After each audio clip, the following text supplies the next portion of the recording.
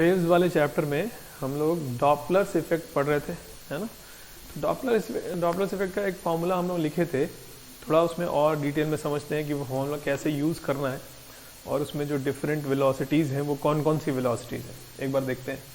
Formula ऐसा लिखे थे, F इज इक्वल टू हम लोग एफ नॉट इंटू लास्ट में जो डेरिवेशन किए थे, तो V plus v o upon v minus v s, ऐसा फॉर्मूला आया था, है ना। थोड़ा इस पे और बात करते हैं कि क्या है ये। हम लोग का जो लास्ट वाला जो डेरिवेशन किए थे उसमें सोर्स वी एस से आ रहा था, वी एस से आ रहा था और ऑब्जर्वर वी ओ से आ रहा था, है ना। तो ये फॉर्मूला आया था। ये जो V लिखा हुआ है ये वेलोसिटी ऑफ साउंड है, ये ऑब्जर्वर का वेलोसिटी है, ये V साउंड का वेलोसिटी है, ये सोर्स का वेलोसिटी है। एफ नॉट है जिस फ्रीक्वेंसी का साउंड प्रोड्यूस हुआ था, सोर्स ने जिस फ्रीक्वेंसी का साउंड प्रोड्यूस किया था, और एफ है कि ऑब्जर्वर को कितने फ्रीक्वेंसी का साउंड सुनाई दिया, है ना। अच्छा, तो एक चीज और देखते, देखो यहां पर जैसे कि इसी में ऑब्जर्वर अगर पीछे इधर जा रहा हो वीओ से, तो मतलब ये हम तो डेरिवेशन किए इसके लिए, जब दोनों पास आ रहे थे तो ये इतना है। अगर ये इधर जा रहा हो तो यहाँ पर बस माइनस साइन आ जाएगा, है कि नहीं। उस तरह से सोर्स अगर इधर जा रहा हो तो यहाँ प्लस साइन आ जाएगा। कहने का मतलब यहाँ पर प्लस होगा कि माइनस होगा, यहाँ माइनस होगा कि प्लस होगा, ये डिसाइड कैसे किया जाएगा, थोड़ा इस पर बात करते हैं, है ना। कब घटाना है कब जोड़ना है, ऑब्जर्वर का वेलोसिटी सोर्स का वेलोसिटी, थोड़ा इस पर बात करते हैं। तो बड़ा सिंपल सा इसका एक रूल है, बड़ा सिंपल सा ट्रिक है जिससे आप डिसाइड कर सकते हैं कि आपके क्वेश्चन में यहाँ प्लस लिखा जाएगा कि माइनस, यहाँ पर प्लस लिखा जाएगा कि माइनस, ये डिसाइड कैसे होता है। लॉजिकली सोचा जाए तो सोर्स और ऑब्जर्वर जब एक दूसरे के पास आएंगे तो ऑब्जर्व्ड फ्रीक्वेंसी ज़्यादा सुनाई देगा, जैसा एग्जाम्पल हम लोग पिछले क्लास में जिसके लिए सब डेरिवेशंस कर रहे थे। और यही चीज़ अगर सोर्स और ऑब्जर्वर एक दूसरे से दूर जाएं तो ऑब्जर्व्ड फ्रीक्वेंसी एमिटेड फ्रीक्वेंसी से कम सुनाई देगा, है? अगर पास आएंगे तो ज़्यादा तेजी से सुनाई देगा, जल्दी जल्दी बीट्स हिट करें, जल्दी पल्सेस हिट करेंगे तो ज़्यादा फ्रीक्वेंसी का साउंड सुनाई देगा। और वही दूर जा रहे हो ये लोग एक दूसरे से तो कम फ्रीक्वेंसी का साउंड सुनाई देगा। तो इसी से डिसाइड होगा कि कहाँ प्लस है कहाँ माइनस। अब जैसे कि मान लीजिए कि ये सोर्स इधर जा रहा हो वी एस से और ऑब्जर्वर इधर जा रहा हो वी ओ से, ये लोग दूर जा रहे हैं तो ऑब्जर्व फ्रीक्वेंसी कम होगा एमिटेड फ्रीक्वेंसी से। तो यहाँ जो वी ओ लिखेंगे, अब न्यूमरेटर में इसको माइनस लिखा जाए तब ना ये कम आएगा, और डिनोमिनेटर में प्लस लिखा जाए, ये भी दूर जा रहा है वो भी दूर जा रहा है। ऑब्जर्वर दूर जा रहा है इसलिए यहाँ पर माइनस लिखे। ऑब्जर्वर वाली वेलोसिटी देखो न्यूमरेटर में होती है, सोर्स वाली वेलोसिटी डिनोमिनेटर में होती है। ऑब्जर्वर के दूर जाने से भी ऑब्जर्व फ्रीक्वेंसी कम सुनाई दे रही है, तो न्यूमरेटर में भी ऐसा होना चाहिए, यहाँ माइनस होना चाहिए ताकि ये चीज कम आए, एफ कम आए एफ नॉट से। और सोर्स भी दूर भाग रहा है तो सोर्स की वजह से भी ऑब्जर्व फ्रीक्वेंसी कम होनी चाहिए। सोर्स है डिनोमिनेटर में तो ये चीज का वैल्यू कम आए, इसके लिए डिनोमिनेटर में यहाँ पे प्लस होना चाहिए ताकि ये चीज कम आए, ठीक है। अब सोचो इसी में अगर ऐसा होता, सोर्स इधर जा रहा है और ऑब्जर्वर इधर जा रहा है, ये वीओ ये वीएस, तो देखो क्या होगा, ऑब्जर्वर दूर भाग रहा है, मतलब ऑब्जर्वर की वजह से ऑब्जर्व्ड फ्रीक्वेंसी में कमी आनी चाहिए। तो ऑब्जर्वर का वेलोसिटी ऊपर लिखते हैं न्यूमरेटर में, तो यहाँ माइनस में लिखेंगे ताकि कम आए ये चीज, है ना। लेकिन सोर्स पास आने की कोशिश कर रहा है ऑब्जर्वर के, तो सोर्स की वजह से सोर्स के मोशन की वजह से ऑब्जर्व्ड फ्रीक्वेंसी थोड़ा बढ़ना चाहिए। तो सोर्स पास आने की कोशिश कर रहा है और सोर्स है न्यूमरेटर में, तो ये इसका वैल्यू हम इस सोर्स की वजह से बढ़ना चाहिए, तो बढ़ने के लिए यहाँ पर माइनस होना चाहिए, है ना। डिनोमिनेटर वाला क्वांटिटी कम होगी तब ना फ्रैक्शन बड़ा होगा। तो देखो इस केस में ये होना चाहिए। इस तरह से अगर सोर्स इधर जा रहा हो ऑब्जर्वर इधर जा रहा हो, तो ऑब्जर्वर सोर्स की तरफ जाने की कोशिश कर रहा है, सोर्स भाग रहा है, तो ऑब्जर्वर सोर्स की तरफ जाने की कोशिश कर रहा है, तो इसकी वजह से ऑब्जर्व फ्रीक्वेंसी ज्यादा होना चाहिए। तो यहाँ पे न्यूमरेटर में है ये ऑब्जर्वर तो प्लस होना चाहिए। अब सोर्स सोचेंगे, सोर्स दूर भागने की कोशिश कर रहा है तो इसकी मोशन की वजह से ऑब्जर्व फ्रीक्वेंसी में कमी आना चाहिए, और सोर्स होता है डिनोमिनेटर में, तो ये कम होने के लिए यहाँ प्लस होना चाहिए, है कि नहीं। तो ऐसे डिसाइड होगा कि किस केस में यहाँ प्लस लेना है, माइनस लेना है, या यहाँ पर प्लस या माइनस क्या लेना है, ऐसे डिसाइड होता है कि किसकी वजह से ऑब्जर्व फ्रीक्वेंसी बढ़ना चाहिए और किसकी वजह से ऑब्जर्व फ्रीक्वेंसी घटना चाहिए, है ना। चलिए अच्छा, तो ये तो हुआ प्लस माइनस वाली बात, कब प्लस कब माइनस,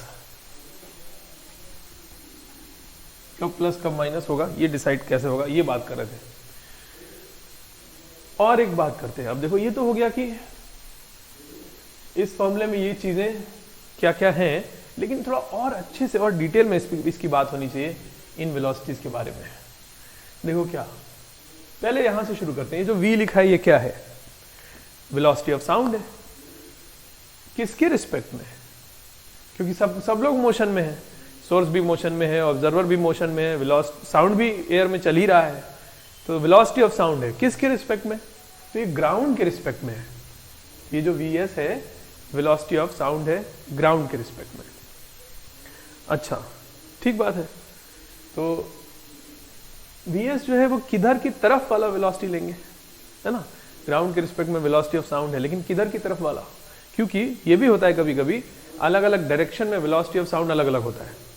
जैसे मान लो कि एयर फ्लो कर रही है इस डायरेक्शन में, है ना, और यहां से साउंड प्रोड्यूस हो रहा है, इस डायरेक्शन में एयर फ्लो कर रही है, पूरा मीडियम जो है एयर है जिसमें साउंड ट्रैवल करता है, और एयर ही इधर की तरफ पूरा मीडियम ही उठ के ऐसे जा रहा है और साउंड प्रोड्यूस कर रहे हैं।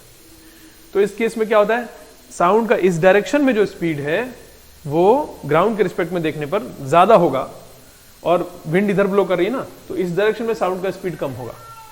क्यों, वो जो फॉर्मूला है ना under root of gamma R T by M, वो वेलोसिटी ऑफ साउंड है किसके रिस्पेक्ट में, मीडियम के रिस्पेक्ट में। तो मीडियम के रिस्पेक्ट में तो इतने से चलेगा, मीडियम खुद ही उठ के आगे जा रहा है, तो ग्राउंड से देखने पे तो नेट वेलोसिटी ज्यादा दिखाई देगा ना। वो तो वही बात होगी कि ट्रेन का कंपार्टमेंट है, ट्रेन आगे चली, उसके अंदर आदमी दौड़े, बाहर से देखने पर नेट वेलोसिटी तो ज्यादा दिखाई देगा ना। तो वही चीज, जब इधर की तरफ अगर विंड ब्लो कर रही है तो इस डायरेक्शन में साउंड का वेलोसिटी अलग होगा, इस डायरेक्शन में साउंड का वेलोसिटी अलग होगा, इधर ज्यादा होगा इधर कम होगा, इस डायरेक्शन में कुछ और होगा। तो साउंड का वेलोसिटी ग्राउंड से देखने पर हर डायरेक्शन में अलग अलग भी हो सकता है। तो हम कह रहे हैं ये वेलोसिटी ऑफ साउंड है विद रिस्पेक्ट टू ग्राउंड, किस डायरेक्शन वाला, तो बोलेंगे कि सोर्स से ऑब्जर्वर को ज्वाइन करने वाला जो लाइन है, मतलब line of propagation of sound जो है, ऑब्जर्वर की तरफ जो लाइन जा रही है उस डायरेक्शन वाले साउंड का वेलोसिटी ही है ना। अब जैसे ऑब्जर्वर उधर खड़ा है और विंड ऐसे ब्लो कर रही है, तो जब साउंड ऐसे ट्रेवल करेगा तो यहाँ वेलोसिटी कौन सी, यहाँ वेलोसिटी कितना लिखेंगे हम लोग जोड़ के, नेट वेलोसिटी जो ज्यादा आएगा, है कि नहीं। मान लो वेलोसिटी ऑफ साउंड मान लो है 340 एयर में, एयर के रिस्पेक्ट में, और एयर भी 20 मीटर पर सेकेंड से ब्लो कर रही है इधर की तरफ, सोर्स यहाँ है, ऑब्जर्वर उधर है, तो विंड इधर ही ब्लो कर रही है अगर, तो यहाँ क्या लिखेंगे, 340 नहीं लिखेंगे, 340 प्लस 20 लिखेंगे। और अगर सोर्स यहाँ है ऑब्जर्वर इधर है तो 340 माइनस 20 लिखना पड़ेगा, विंड ऐसे चल रही है ना। तो ये ऑब्जर्वर से, सोर्स से ऑब्जर्वर की तरफ वाले डायरेक्शन में साउंड का वेलोसिटी है विद रिस्पेक्ट टू ग्राउंड, है ना, लिखा जाए। ये फॉर्मूला लिखने के बाद नीचे v क्या है, vo सब लिखा जाएगा हम लोग। पहले v लिखिए क्या है, देखिए v is velocity of sound with respect to ground along the line joining source and observer, उस लाइन के along, है ना, towards the line of propagation, इस ब्रैकेट में और करके लिख दीजिएगा, पहले इतना लिख दीजिए, v is velocity of sound with respect to ground along the line joining source and observer, और फिर आगे ब्रैकेट में लिखिए towards the line of propagation of sound, है ना। अब जैसे सोर्स यहाँ है, ऑब्जर्वर यहाँ है, ये लाइन के along वाला साउंड लिखना है, ये लाइन के along वाली वेलोसिटी लिखनी है, लेकिन इधर से इधर वाली, है ना, towards the line of propagation of sound, इधर ट्रेवल कर रहा है तो इधर की तरफ। चलिए अच्छा, तो ये हो गया v। अब बारी है vo की।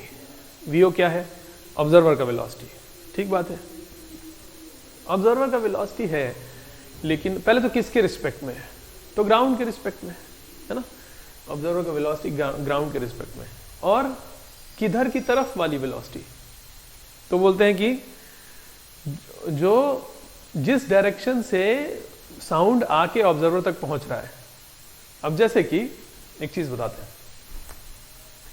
मान लीजिए कि ऑब्जर्वर ऐसे सर्कल पे चल रहा है, सोर्स यहां पे है, सेंटर पे है, ऑब्जर्वर ऐसे सर्कल पे चल रहा है V से, है ना।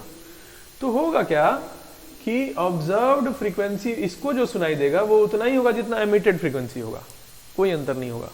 क्यों? क्योंकि साउंड आ रहा है ऐसे और इसका वेलोसिटी का इधर की तरफ तो कोई कंपोनेंट है ही नहीं। लाइन ऑफ प्रोपोगेशन ऑफ जो साउंड है, साउंड ऐसे आ रहा है ना इससे इसकी तरफ, और इसका पूरा वेलोसिटी का इधर की तरफ कोई कंपोनेंट ही नहीं है। तो हम लोग कैसे डेरिवेशन किए थे कि जो ऑब्जर्वर है अगर साउंड जो पल्सेस आ रही है उसी डायरेक्शन में ट्रेवल करे तो जल्दी जल्दी सुनाई देंगी पल्सेस, लेकिन ये तो उस डायरेक्शन में इसका वेलोसिटी का कोई कंपोनेंट, तो इधर जा रहा है इस समय, है कि नहीं। जिस समय यहाँ साउंड पहुंचा होगा तो ऐसे आया होगा, ये इधर जा रहा होगा, तो उतना ही फ्रीक्वेंसी सुनाई देगा जितना एमिट हुआ था। यहाँ पे कुछ नहीं, 0 लिखेंगे VO, है कि नहीं। कहने का मतलब ये VO क्या लिखने वाले, मान लो कि सोर्स यहाँ है और साउंड वेव ऐसे जाके ऑब्जर्वर तक पहुंच रही है ना, पल्सेस ऐसे आ रही थी, और इस समय ऑब्जर्वर का वेलोसिटी इधर था V, तो इसका इधर कंपोनेंट V cos थीटा लिखना पड़ेगा। कहने का मतलब ये कौन सा वाला वेलोसिटी लिखेंगे यहाँ पे, ऑब्जर्वर का line of propagation of sound के तरफ वाला कंपोनेंट लिखना होता है ना। जिस लाइन से साउंड प्रोपोगेट करके आ रहा है उसके तरफ, उस लाइन के तरफ वाला कंपोनेंट लिखना होता है, ठीक है ना। लिखा जाए VO is velocity of observer with respect to ground along the line of propagation of sound, उस लाइन की तरफ, ठीक है ना। अच्छा, V हो गया, VO हो गया, अब VS की बारी। VS क्या है, सोर्स का वेलोसिटी। अच्छा रुक जाओ, पहले VO में ही एक और बात लिखते हैं। हमने कहा कि VO क्या है, उस line of propagation of sound की तरफ वाला वेलोसिटी ऑब्जर्वर का, ठीक है।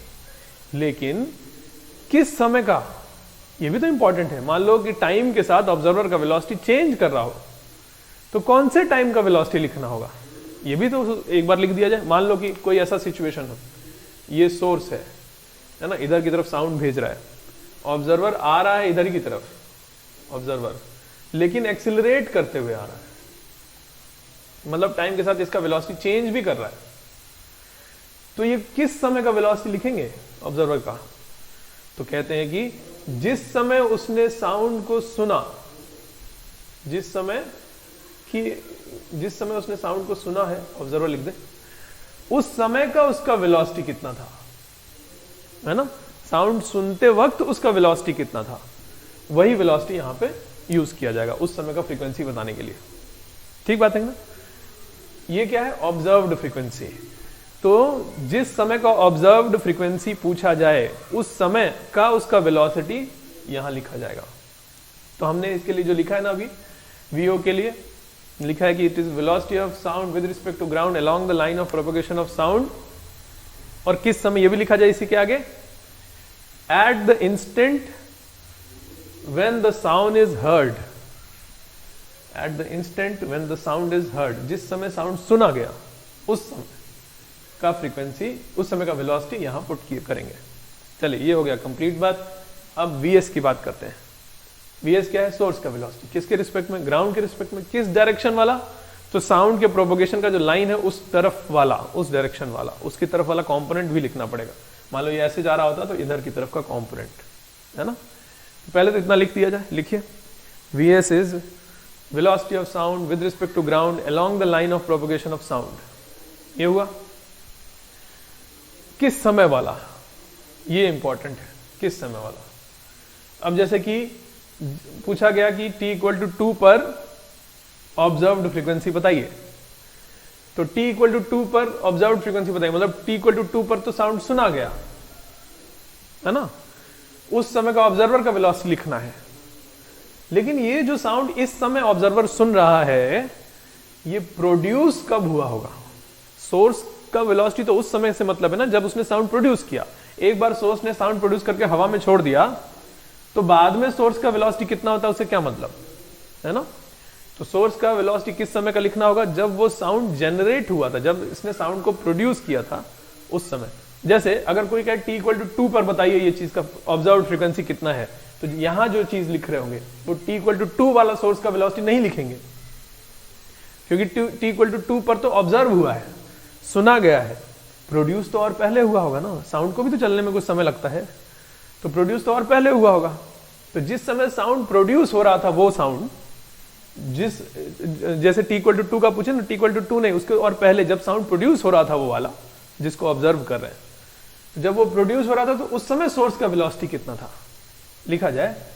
एट ये जो वीएस वाला लाइन लिखी है ना, उसी में आगे बढ़ाया जाए। At the instant the sound was generated, जिस समय वो साउंड जनरेट हो रहा था जो सुना जा रहा है, उस समय का सोर्स का वेलोसिटी। ठीक है ना। चलिए, तो ये वेलोसिटीज बहुत ध्यान से लिखनी पड़ती हैं, किसके रिस्पेक्ट में लिख रहे हैं, किस डायरेक्शन वाली लिख रहे हैं और किस समय वाली लिख रहे हैं, ये इंपॉर्टेंट है इसमें। तो ये चीजें ध्यान से पुट करेंगे तो फिर ये तो दिया ही है, दिया रहेगा क्वेश्चन में कि एमिटेड फ्रीक्वेंसी इतना था, ऑब्जर्व फ्रीक्वेंसी बताइए, और ये चीजें अगर सही से पुट कर दिए तो आंसर सही आ जाता है ना। चलिए, जैसे कि क्वेश्चंस करते हैं डॉपलर्स इफेक्ट पे।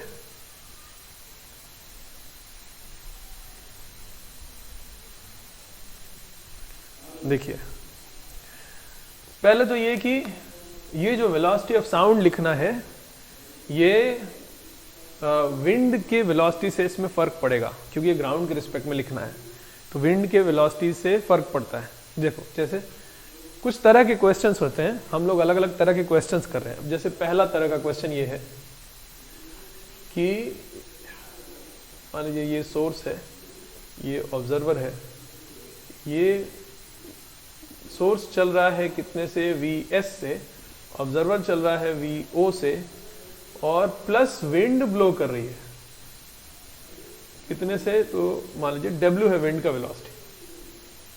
ठीक है, तो इसमें observe frequency f will be equal to emitted frequency f not into,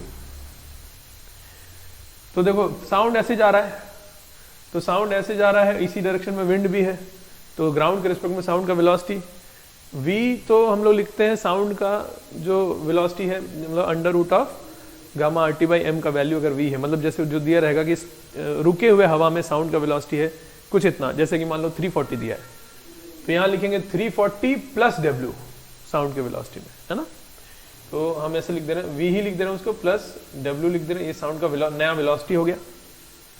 और यहाँ पर भी v प्लस W लिख दें, ये साउंड का वेलोसिटी लिखे हैं, यहाँ प्लस और माइनस क्या होगा डिसाइड किया जाएगा, यहाँ वेलोसिटी ऑफ ऑब्जर्वर लिखा जाएगा Vo, यहाँ वेलोसिटी ऑफ सोर्स लिखा जाएगा, तो ये आंसर होने वाला है। अब ये प्लस माइनस डिसाइड कर लेते हैं। ये ऑब्जर्वर जो है वो दूर भागने की कोशिश कर रहा है सोर्स से, तो इसके मोशन की वजह से ऑब्जर्व फ्रीक्वेंसी कम होना चाहिए, और ऑब्जर्वर है न्यूमरेटर में, तो कम होने के लिए यहाँ पर माइनस होना चाहिए। सोर्स ऑब्जर्वर के पास आने की कोशिश कर रहा है, तो इसकी वजह से ऑब्जर्व फ्रीक्वेंसी ज्यादा बढ़ना चाहिए, और है ये डिनोमिनेटर में, इसका मतलब यहाँ पर डिनोमिनेटर में माइनस होगा तब ना ज्यादा आएगा, तो ये आंसर हो जाएगा इस केस में। v जो है वो velocity of sound with respect to air है, तो v में w जोड़ देंगे, बस यही फॉर्मूला है, यहाँ पर v की जगह v प्लस डब्ल्यू लिख दिए, हो गया। तो एक तो इस तरह का क्वेश्चन हो गया। दूसरा, अब देखो क्या होता है कभी कभी कि रिफ्लेक्शन हो रहा होता है साउंड का। अब जैसे कि यहां दीवार है ना, और मान लीजिए यहां पर एक कार है, ठीक है, जो कि आगे जा रही है, मान लेते हैं कुछ V1 से कार आगे जा रही है, ठीक है, कार जैसी लग नहीं रही है लेकिन ठीक है, V1 से आगे जा रही है, और हॉर्न बजाया जाता है, साउंड प्रोड्यूस हो रहा है, ऑब्जर्वर कार में ही बैठा है, और यहां से सोर्स, मतलब सोर्स भी कार हो गई, ऑब्जर्वर भी कार में हो गया, है ना, दोनों ही आगे जा रहे हैं। अब ये जो साउंड प्रोड्यूस हुआ है ये जाएगा दीवार से, रिफ्लेक्ट होके वापस आएगा, वापस आएगा तो ऑब्जर्वर को कुछ सुनाई देगा। अब देखो होता क्या है, इसमें ऑब्जर्वर को दो तरह का साउंड सुनाई दे रहा है। एक तो यहाँ जो उसने हॉर्न बजाया तो डायरेक्टली वो वाला साउंड सुनाई देगा, जितना फ्रीक्वेंसी का साउंड प्रोड्यूस हुआ एक तो वही उतना ही फ्रीक्वेंसी सुनाई दिया। दूसरा क्या कि जो जाके रिफ्लेक्ट होके आ रहा है वो वाला साउंड सुनाई देगा। अच्छा, जो प्रोड्यूस हो रहा है, जो डायरेक्टली ऑब्जर्वर सुन रहा होगा यहीं से यहीं, वो तो उतना ही फ्रीक्वेंसी का सुनेगा ना जितना प्रोड्यूस हुआ है, नहीं? क्यों? क्योंकि ऑब्जर्वर और सोर्स का वेलोसिटी तो एक ही है, तो रिलेटिव मोशन तो कोई है नहीं, तो जितना प्रोड्यूस हुआ उतना सुनाई दिया, बात खत्म। जो रिफ्लेक्ट होके आएगा वो कुछ और फ्रीक्वेंसी का सुनाई देता है, हम लोग अभी पता करेंगे कितने फ्रीक्वेंसी का। क्वेश्चन इसमें क्या होता है कि दोनों फ्रीक्वेंसीज में डिफरेंस कितना है वो बताइए, या बीट फ्रीक्वेंसी बताइए, वही तो होता है ना फ्रीक्वेंसीज में डिफरेंस। तो इसमें क्वेश्चन इस तरह से पूछ सकते हैं कि बीट फ्रीक्वेंसी बताइए, ऑब्जर्वर जो कार में बैठा है उसको कितने बीट्स पर सेकंड सुनाई दे रहे होंगे। क्वेश्चन में लिख दीजिए फाइंड बीट फ्रीक्वेंसी, ये कार में ही ऑब्जर्वर है, ठीक है। चलिए देखते हैं। तो इसको रिफ्लेक्शन वाले क्वेश्चंस दो स्टेप्स में करते हैं। अच्छा, बीट फ्रीक्वेंसी पूछा है, एमिटेड फ्रीक्वेंसी तो दे दे पहले, एमिटेड फ्रीक्वेंसी इज f0, ठीक है ना। चलो अब देखो जो रिफ्लेक्शन वाले क्वेश्चंस होते हैं उनको दो स्टेप में करते हैं। पहले स्टेप में दीवार पर कितने फ्रीक्वेंसी का साउंड पहुंचा वो पता करेंगे, और फिर नेक्स्ट स्टेप में दीवार से फिर उतने फ्रीक्वेंसी का साउंड आगे बढ़ा तो इसको कितने फ्रीक्वेंसी का मिलेगा, ये पता करेंगे ना। दो स्टेप। पहले स्टेप में ये कार जो है वो सोर्स है और दीवार ऑब्जर्वर है, और दूसरे स्टेप में दीवार से यही इतने ही, अच्छा दीवार पे जितने फ्रीक्वेंसी का साउंड पहुंचेगा उतना ही फ्रीक्वेंसी का साउंड यहां से लौटेगा, है ना। तो दूसरे स्टेप में दीवार सोर्स हो जाएगा, मतलब यहां से साउंड चला और ये जो कार है ये ऑब्जर्वर, कार के अंदर ऑब्जर्वर बैठा है वो सुनेगा, यहां से उतने फ्रीक्वेंसी का साउंड चला और फिर ये सुनेगा। दो स्टेप में तोड़ देते हैं ये रिफ्लेक्शन वाले को, है ना। पहले स्टेप में कितने फ्रीक्वेंसी का साउंड दीवार पर पहुंचा वो पता कर रहे हैं। तो ये सोर्स तो इधर आ रहा था V1 से, है ना। तो कितने फ्रीक्वेंसी का साउंड इसके पास पहुंचेगा, तो फॉर्मूला यूज कर लेते हैं। तो F is equal to F0 into, observer rest पे है, सोर्स आ रहा है, तो न्यूमरेटर में तो V लिखेंगे, डिनोमिनेटर में V प्लस और माइनस सोर्स का वेलोसिटी, है ना, V1। अब प्लस की माइनस, तो ये पास आ रहा है तो इसकी वजह से ये F का वैल्यू ज्यादा आना चाहिए, तो डिनोमिनेटर में है तो माइनस होना चाहिए ताकि ऑब्जर्व फ्रीक्वेंसी ज्यादा आए, है ना। ये तो पहले स्टेप में इतना फ्रीक्वेंसी सुनाई दी, इतना फ्रीक्वेंसी दीवार पे पहुंचा, लेटर से ये F डैश है, ठीक है ना। अब दीवार पे जितने फ्रीक्वेंसी का साउंड पहुंचा है उतने ही फ्रीक्वेंसी का साउंड यहां से लौटना शुरू करेगा, मतलब F डैश यहां से चल, F डैश फ्रीक्वेंसी का साउंड यहां से चलना शुरू किया, तो अब ऑब्जर्वर को कितने फ्रीक्वेंसी का साउंड यहां पर मिलेगा, क्योंकि ये जा रहा है V1 से। इस केस में, इस स्टेप में जो सोर्स है वो रेस्ट पे है, दीवार रेस्ट पे है, ऑब्जर्वर उसकी तरफ आ रहा है। तो फिर से अब वही डॉपलर इफेक्ट वाला फॉर्मूला लिखते हैं। F मान लो तो जो फाइनली सुनाई दिया वो डबल डैश है, इज इक्वल टू, यहां से जो चलना शुरू किया था वो F डैश था फ्रीक्वेंसी, इनटू न्यूमरेटर में ऑब्जर्वर का वेलोसिटी लिखते हैं, और ऑब्जर्वर पास आ रहा है सोर्स के, तो उसकी वजह से ऑब्जर्व फ्रीक्वेंसी ज्यादा होना चाहिए, तो प्लस करके लिखेंगे। तो V plus V1 upon source rest पे है, अब दीवार रेस्ट पे है ना। और फाइनली F डैश का ये जो वैल्यू लाए थे यहां पे पुट कर देंगे, तो आंसर आ जाएगा F double dash is equal to, इसको पुट कर दिए तो V तो कट जाएगा, F0 into V plus V1 upon V minus V1, ये आंसर आ जाएगा, है ना। चलिए, अच्छा तो ये रिफ्लेक्शन वाले क्वेश्चंस देखो ऐसे करते हैं। नेक्स्ट,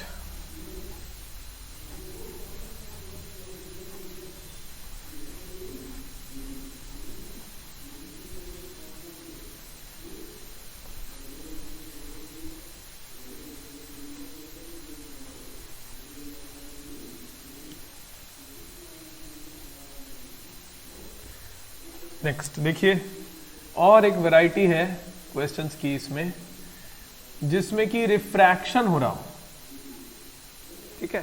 देखिए जैसे ये मीडियम बाउंड्री है, ये मीडियम बाउंड्री है, कहने के बाद इधर अलग मीडियम, इधर अलग मीडियम, है ना।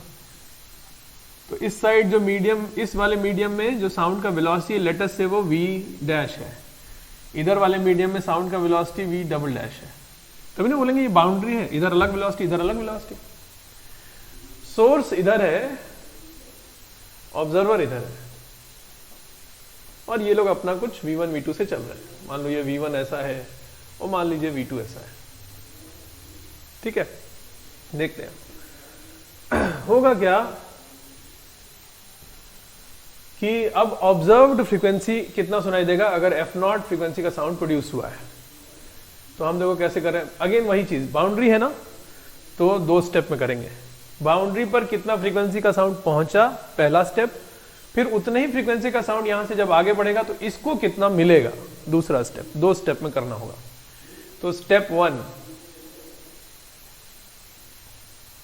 पहला स्टेप, बाउंड्री पर कितना पहुंचा, तो लेट अस से वो f डैश है, is equal to F0 produce हुआ था। अब ये ऑब्जर्वर हो गया बाउंड्री और ये सोर्स है, तो ऑब्जर्वर रेस्ट पे है, सोर्स मूव कर रहा है, तो न्यूमरेटर में v लिखेंगे, डिनोमिनेटर में सोर्स मूव कर रहा है। तो कितना सोर्स पास आ रहा है ऑब्जर्वर के, तो पास आने की वजह से ऑब्जर्व फ्रीक्वेंसी ज्यादा होना चाहिए डिनोमिनेटर में, तो इसमें माइनस लिखे, ये हो गया। और फिर स्टेप 2 है ना, दूसरा स्टेप। दूसरे स्टेप में यहां से उतना ही फ्रीक्वेंसी का साउंड चला तो इसको कितना मिलेगा, यहां से कितने फ्रीक्वेंसी का, f डैश फ्रीक्वेंसी का साउंड चला तो इसको कितना मिलेगा। अच्छा यहां पर देखो क्या कर रहे हैं, ये पहले वाले स्टेप में यहां वेलोसिटी ऑफ साउंड को हम v डैश लिखेंगे ना, क्योंकि इस मीडियम में velocity of sound v dash है। और जब दूसरे वाले स्टेप में वेलोसिटी ऑफ साउंड यूज कर रहे होंगे तो ये वाला कर रहे होंगे v डबल डैश। चलिए लिखते हैं, f जो फाइनली मिला is equal to f dash times जितना चला टाइम्स न्यूमरेटर में ऑब्जर्वर का वेलोसिटी है, ऑब्जर्वर दूर जा रहा है तो इसकी वजह से ऑब्जर्व फ्रीक्वेंसी कम होना चाहिए। तो न्यूमरेटर में देखो क्या है, v double dash minus v2 लिखेंगे, है ना, दूर जा रहा है, अपॉन डिनोमिनेटर में क्या लिखेंगे, ये तो ऑब्जर्व जो सोर्स है जहां से साउंड चल रहा है वो रेस्ट पे है, तो इसलिए बस v डबल डैश, ठीक है ना। तो फाइनल आंसर क्या हो गया, देखो f डैश का वैल्यू पुट कर देते हैं, F0 times v dash into v double dash minus v2 upon v double dash into v dash minus v1, ये आंसर आ जाएगा, ठीक है। चलिए अच्छा, तो ये क्वेश्चंस हम लोग किए, रिफ्लेक्शन वाला क्वेश्चन किए, रिफ्रैक्शन वाला किए क्वेश्चन, और कुछ क्वेश्चंस करते हैं। देखो एक वो वाला करते हैं जिसमें कि वो एंगल वाली कंपोनेंट वाली बात उसमें यूज हो, जैसे कि मान लीजिए कि ये एक क्रॉसिंग है ना, और कोई कार है जो कि ऐसे जा रही है, ये सोर्स है, साउंड का सोर्स जो कि साउंड प्रोड्यूस कर रहा है, और मान लीजिए यहां पर ऑब्जर्वर है ना, साउंड सुन रहा है, तो ये वेलोसिटी ऐसे जा रहा है, मान लो वेलोसिटी ऑफ साउंड दिया है 340 मीटर पर सेकेंड, मान लीजिए ऐसा दिया है। सोर्स का वेलोसिटी, ये साउंड है ना, v लिख दे रहे हैं इसको, साउंड का वेलोसिटी, ठीक है। सोर्स जो जा रहा है कितने वेलोसिटी से, लेटेस्ट से ये 34 मीटर पर सेकेंड से जा रहा है ना। चलिए, तो अब पॉइंट ये है कि ऑब्जर्वर को जो फ्रीक्वेंसी ऑफ साउंड सुनाई देगा, अब एमिटेड फ्रीक्वेंसी f0 का वैल्यू कुछ ले लेते हैं, मान लीजिए ये है 100 हर्ट्ज, है ना, ऐसा कुछ ले लेते हैं, 100 हर्ट्ज ले लेते हैं। ऐसा करें कुछ अच्छा सा आंसर आए, इसके लिए थोड़ा डेटा और अच्छा करते हैं। देखो इसको लेटेस्ट से 360 कह देते हैं। ये तो क्वेश्चन में जितना दिया उतना लेना पड़ेगा, उसके लिए थोड़ी बहस करेंगे आपकी, नहीं वेलोसिटी ऑफ साउंड इतना नहीं सर, इतना होता है, 343 होता है, उससे क्या मतलब, क्वेश्चन में इतना दिया, हो सकता है मीडियम कोई लिया हो क्वेश्चन में, उस हिसाब से इतना आया हो। क्वेश्चन में इसको इतना दिया है और इसका वैल्यू कुछ हम लेते हैं, चलिए 90 मीटर पर सेकेंड से जा रहा है लेटेस्ट से, तो ये क्वेश्चन में इतना दिया है, frequency of emitted sound is 100, observed frequency बताना है। क्वेश्चन लिख दीजिए, find observed frequency of sound, और किस समय का, रुको अभी क्वेश्चन कंप्लीट करते हैं, रुक जाओ, किस समय का।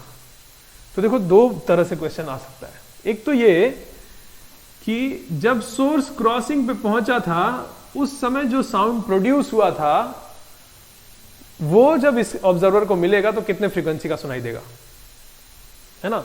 मान लो इसने हॉर्न कब बजाया, तो जब ये यहां पहुंचा था उस समय अगर ये हॉर्न बजाए और फिर आगे निकल जाए, तो वो साउंड जब इसके पास पहुंचेगा तो कितने फ्रीक्वेंसी का सुनाई देगा। तो आंसर होगा यही 100 हर्ट्ज। F0 ही रह जाए, कुछ चेंज नहीं होगा। क्यों? अरे जब यहां पहुंच के उसने साउंड प्रोड्यूस किया और जा रहा था ये इधर, सोर्स इधर जा रहा था, सोर्स के वेलोसिटी का कोई component line of propagation of sound की तरफ तो है ही नहीं। तो ये साउंड जब इसके पास पहुंचेगा तो कितना फ्रीक्वेंसी का पहुंचेगा, तो उतना ही जितना प्रोड्यूस हुआ था, है ना, कोई फर्क नहीं पड़ेगा। लेकिन कोई कहे कि नहीं, इसी क्वेश्चन को देखो कैसे घुमा के पूछा जाता है कंफ्यूज करने के लिए। देखो क्या कह रहे हैं, इसी क्वेश्चन को ऐसे पूछेगा कि जिस समय सोर्स क्रॉसिंग पे पहुंचा उस समय का ऑब्जर्व्ड फ्रीक्वेंसी ऑफ साउंड बताइए। देख रहे हो, दोनों क्वेश्चन सुनने में बहुत सिमिलर लग रहे हैं लेकिन बहुत डिफरेंस है। कहे जिस समय सोर्स क्रॉसिंग पे पहुंचा उस समय का ऑब्जर्व्ड फ्रीक्वेंसी बताइए। अरे तो जिस समय यहां पहुंचा था उस समय जो साउंड ऑब्जर्व हो रहा है वो प्रोड्यूस कब हुआ होगा, जब ये सोर्स और नीचे रहा होगा, और पहले प्रोड्यूस किया होगा तब ना, जब तक साउंड यहां पहुंचा ये भी यहां पहुंच गया। बात सही है कि नहीं? तो अगर कहा जाए जिस समय साउंड क्रॉसिंग पे पहुंचता है उस समय का ऑब्जर्व फ्रीक्वेंसी बताइए, तो फिर आंसर F0 नहीं आएगा, कुछ और आएगा, क्योंकि उस समय सोर्स और इधर रहा होगा, है ना, जब प्रोड्यूस हुआ होगा। क्योंकि सोर्स का वेलोसिटी तो उस समय का लिखना होता है जब साउंड प्रोड्यूस हुआ। तो साउंड इस समय यहां पहुंचा है, जब सोर्स यहां पहुंचा है तो साउंड यहां पहुंचा है। इसका मतलब जब साउंड प्रोड्यूस हुआ होगा तो ये और इधर रहा होगा, इधर से प्रोड्यूस किया होगा साउंड को, और ये ऐसे आया होगा साउंड, ये ऐसे गया होगा। तो फिर इसके वेलोसिटी का कंपोनेंट तो है ना इधर साउंड के लाइन ऑफ प्रोपगेशन की तरफ, तो लेना पड़ेगा उसका वेलोसिटी का कंपोनेंट। चलिए ऐसा देखते हैं। तो हम सॉल्व करने जा रहे हैं अब क्वेश्चन।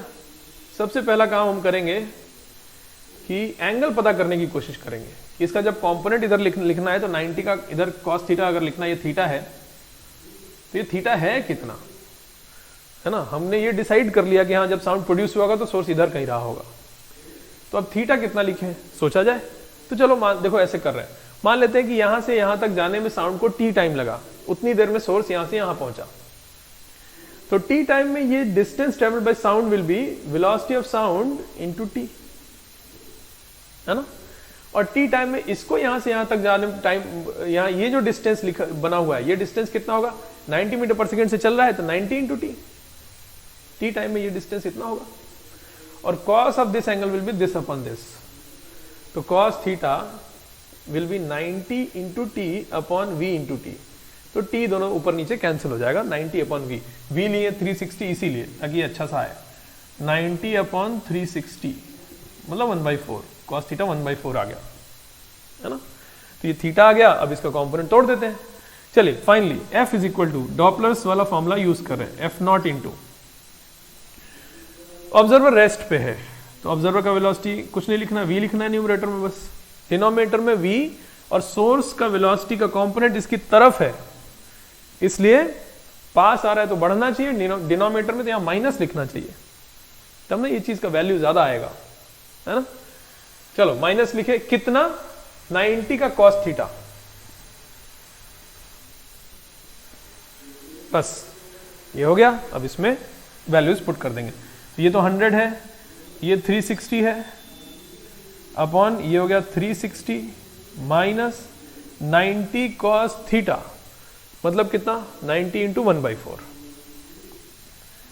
90 इंटू 1/4 ये चीज हुआ।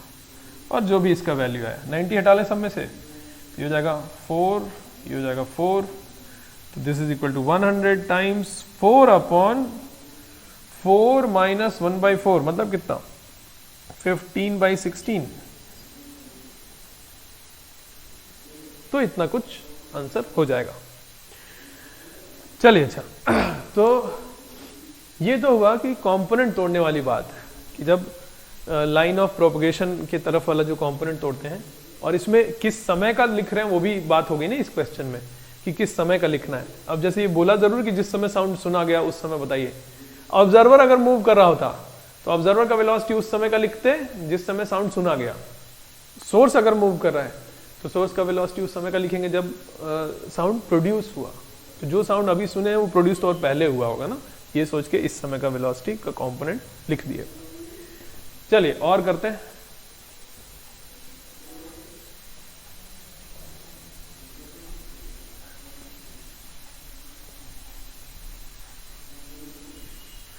एक क्वेश्चन हम लोग इसका भी किया जाए जिसमें कि ऑब्जर्वर का वेलोसिटी टाइम के साथ चेंज कर रहा हो, है ना, और फिर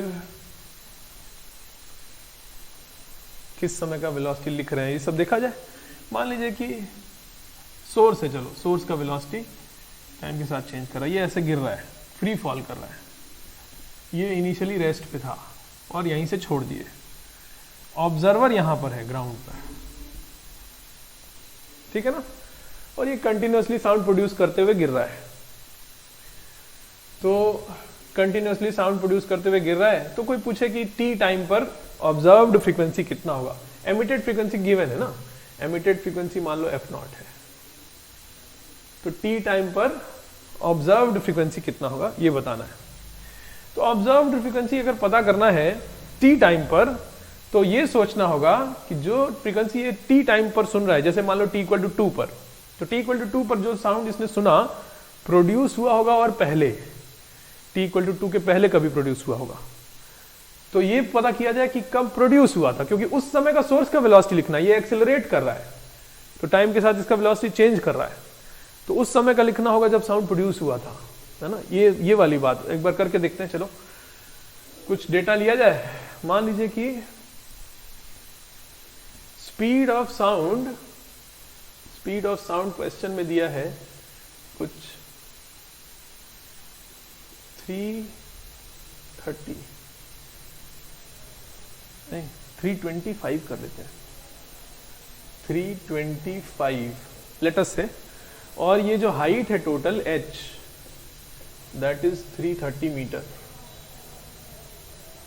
है ना।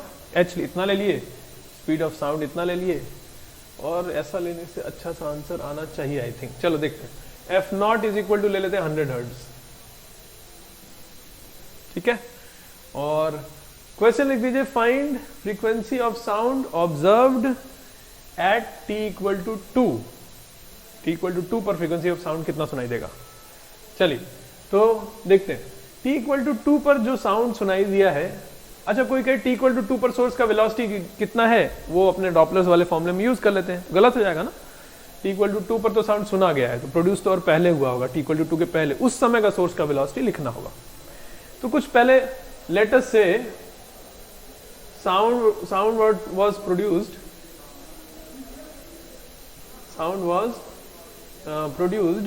at t = कुछ t1 मान लेते हैं, अननोन t1 समय पर साउंड प्रोड्यूस हुआ था ऐसा मान लिए। तो t1 टाइम पर इसका वेलोसिटी, सोर्स का वेलोसिटी लिखना होगा। अब जैसे कि t1 टाइम t = t1 यहां पर होता है अगर, तो t = t1 पर इसका वेलोसिटी कितना होगा, gt1, u + 80 0 + gt1, है ना। तो अपना डॉपलर्स वाले फॉर्मूले में gt1 सोर्स का वेलोसिटी लिखना होगा। पहले t1 पता करते हैं। तो t1 पर प्रोड्यूस हुआ और फिर फाइनली यहां तक पहुंचा। अच्छा साउंड चल रहा है कितने से, इतने से, v से, तो ये डिस्टेंस निकाल लेते हैं। तो डिस्टेंस अपॉन स्पीड करके यहां से यहां तक जाने का समय निकल आएगा। चलिए तो ये टाइम निकाल लेंगे। इसके अलावा t1 टाइम तो बीत ही चुका है, साउंड प्रोड्यूस ही हुआ था t1 टाइम के बाद, और फिर साउंड को यहां से यहां तक जाने में कुछ समय लगा। तो टोटल टाइम कितना हो जाएगा, साउंड को कितना टोटल टाइम लगा, t1 और प्लस यहां से यहां तक जाने में जितना समय लगा वो पूरा मिला के 2 सेकंड होना चाहिए, है ना। तो साउंड प्रोड्यूस हुआ t1 पर, प्लस यहां से यहां तक जाने में कितना समय लगा वो टाइम लिखेंगे। ये डिस्टेंस, अच्छा ये यहां से यहां तक का डिस्टेंस है ½ gt², तो यहां से यहां तक का डिस्टेंस हो जाएगा h - ½ gt², t1 ना, t1 upon v speed of sound. तो ये दोनों मिला के 2 सेकंड होना चाहिए, ठीक है ना। तो चलिए अब इसको सॉल्व करते हैं। तो ये दिया हुआ वैल्यू कितना दिया, t1 प्लस h कितना दिया है 330 minus 5t1² upon 325 is equal to 2, ये हुआ इक्वेशन है ना। ये देखो T1 में क्वाड्रेटिक बनेगा, इसको इधर ले जाएं सॉल्व करें तो T1 में क्वाड्रेटिक बन जाएगा। क्वाड्रेटिक बनेगा तो उसके रूट्स लिख सकते हैं, minus b under root of b square minus 4ac upon 2a करके T1 के रूट्स आ जाएंगे, सॉल्व कर लेंगे तो T1 का वैल्यू फाइंड आउट कर लेंगे।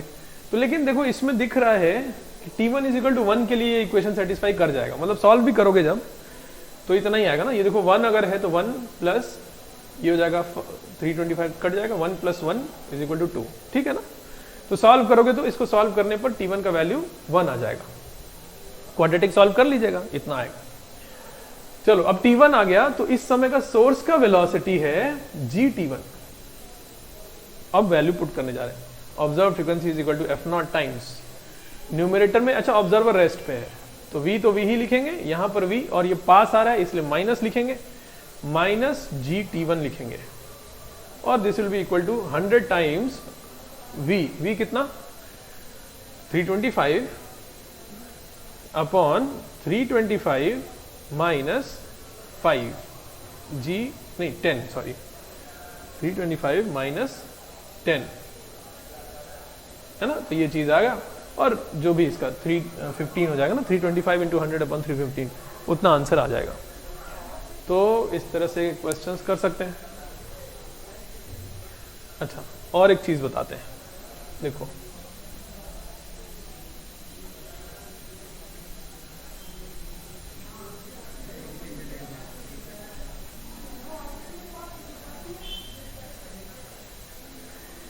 एक और चीज होता है, अब जैसे कि हम लोग अभी तक क्या सीख रहे हैं कि सोर्स और ऑब्जर्वर अगर मोशन में है, मान लो ये v1 से जा रहा है ये v2 से, है ना, तो इसको जो साउंड सुनाई देगा वो कितना फ्रीक्वेंसी का, अगर प्रोड्यूस्ड हुआ है इतने फ्रीक्वेंसी का, तो जो साउंड ये सुनेगा वो कितने फ्रीक्वेंसी ऑफ साउंड ऑब्जर्व्ड वो कितना होगा, वो अभी तक हम लोग सीख रहे थे डॉपलर्स से। अब देखो क्या क्या चीज, एक तो ये हो गया कि जो वेलोसिटी ऑफ साउंड इसको सुनाई देगा वो कितना, साउंड अगर एयर में v से चल रहा है तो इसको कितने स्पीड से आता सुनाई देगा, तो velocity of sound observed velocity of sound will be v minus v2, ये भाग भी तो रहा है, साउंड ऐसे दौड़ा रहा है ये भाग रहा है, तो relative velocity of sound with respect to observer, तो v ऑब्जर्व्ड होगा कितना v माइनस इस केस में v2 होगा, f ऑब्जर्व्ड कितना होगा, तो जितना प्रोड्यूस हुआ था इनटू जो भी है इसका v और दूर भाग रहा है इसलिए माइनस v2 और सोर्स पास आ रहा है इसलिए प्लस नहीं सोर्स पास आ रहा है इसलिए माइनस v1, ऐसा कुछ होगा। ऑल्सो इस ऑब्जर्वर के लिए v is equal to F lambda वाला इक्वेशन वैलिड होना चाहिए, इसलिए इसको जो लैम्डा ऑब्जर्व्ड होगा, ऑब्जर्व्ड वेवलेंथ ऑफ साउंड कितना होगा, वो होगा v is equal to F lambda, तो lambda is equal to v observed upon f observed, ऐसे करके लैम्डा ऑब्जर्व्ड पता करते हैं, ठीक है ना। तो एक हेडिंग डाल दीजिए, observed wavelength of sound is given by, ये हेडिंग हो गया ऑब्जर्व्ड वेवलेंथ ऑफ साउंड। तो फॉर्मूला ये लिख दीजिए, ये फॉर्मूला होता है कि जितना वेवलेंथ ऑफ साउंड ऑब्जर्व होगा that will be equal to v observed upon f observed, और उसके लिए ये क्वेश्चन है, इस क्वेश्चन का आंसर लिखना होगा सॉल्व करके। ये डायग्राम क्वेश्चन का बना के पहले v ऑब्जर्व्ड लिख दिए रिलेटिव वेलोसिटी से, f ऑब्जर्व्ड लिख दिए डॉपलर से, और दोनों का रेशियो कर देंगे तो लैम्डा ऑब्जर्व्ड आ जाएगा। आंसर देखते हैं क्या आएगा, lambda observed is equal to v minus v2 upon f not into v minus v2 upon v plus v1, तो lambda observed will be v plus v1 upon f not, ठीक है ना। तो इसमें पॉइंट ये है, एक और चीज देखिए कि जो ऑब्जर्वर का जो वेलोसिटी होने वाला है v2, वो तो इसमें आने वाला ही नहीं है ना, वो तो कट ही जाना है। अब जैसे जब रेशियो करेंगे तो v ऑब्जर्व्ड में भी ये चीज आएगा और f ऑब्जर्व्ड में भी ये चीज आएगा, v माइनस v2 वाला टर्म, वो तो कट ही जाएगा। तो कहने का मतलब अगर कभी ऐसा कहे क्वेश्चन में कि सोर्स रेस्ट पे है और ऑब्जर्वर का कुछ वेलोसिटी दे दे v1 और कहे कि ऑब्जर्व्ड वेवलेंथ कितना होगा, तो हम कहेंगे जितना प्रोड्यूस हुआ था उतना ही, मतलब कि सीधे सीधे, क्योंकि अगर इसका वेलोसिटी 0 है, इसी का वेलोसिटी तो आता है ना इसमें, तो अगर ये 0 हो गया इसका वेलोसिटी, सोर्स का वेलोसिटी, तो observe will be v upon F not, मतलब जो प्रोड्यूस हुआ था, नहीं? तो क्योंकि सोर्स के ऑब्जर्वर का वेलोसिटी इस फॉर्मूले में नहीं आता है। अच्छा एक चीज और, इसको आगे एक स्टेप और लिख देते हैं, देखो कैसे। This is equal to lambda observed is equal to, यहां पर देखो क्या कर रहे हैं, एफ नॉट को v is equal to F not, v is equal to F lambda. देखो क्या करें, v क्या है, वेलोसिटी ऑफ साउंड। जब ऑब्जर्वर की बात ना करें, ग्राउंड के रिस्पेक्ट में करें, तो ग्राउंड के रिस्पेक्ट में वेलोसिटी ऑफ साउंड इतना है, फ्रीक्वेंसी जो प्रोड्यूस हुआ था वो इतना है, तो लैम्डा नॉट लिख दे रहे हैं जितने वेवलेंथ का साउंड प्रोड्यूस हुआ था। तो एफ नॉट को हम लोग लिख सकते हैं v बाई लैम्डा नॉट, तो ये हो जाएगा lambda naught upon v into v plus v1। इसको ऐसे भी लिख सकते हैं, जैसे अगर कोई कहे ना लैम्डा नॉट वेवलेंथ का साउंड प्रोड्यूस हुआ था, तो बताइए कि ऑब्जर्व्ड वेवलेंथ कितना होगा, तो उसको लैम्डा नॉट के टर्म्स में अगर लिखना हो तो ऐसे भी लिख सकते हैं। चलिए अच्छा, तो ये बात हुई डॉपलर्स इफेक्ट के बारे में, और हम लोग वेव्स वाला चैप्टर यहाँ पे फिनिश कर रहे हैं। असाइनमेंट्स आप सारे अब कर सकते हैं।